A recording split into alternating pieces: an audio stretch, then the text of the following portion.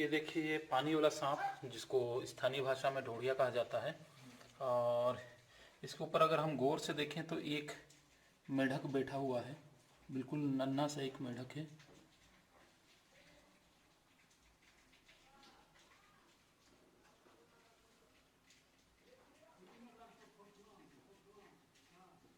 ये देखिए, ये उसके पीठ में जो बैठा हुआ छोटा सा दिख रहा है, नन्हा सा वो एक मेढक है, बिल्कुल छोटा सा।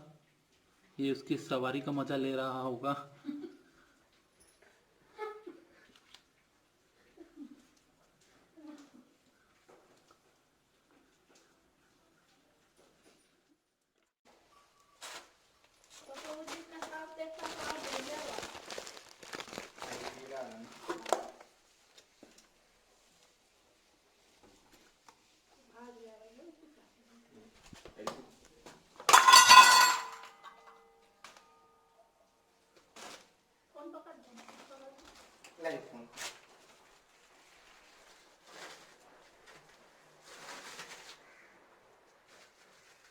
देखिए, जिस बोरे में डालना चाह रहे हैं उसी को ये बाइट कर रहा है।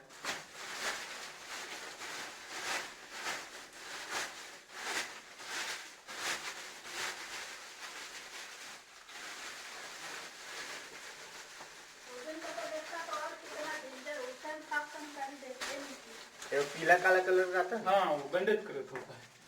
हो गया, काट दे।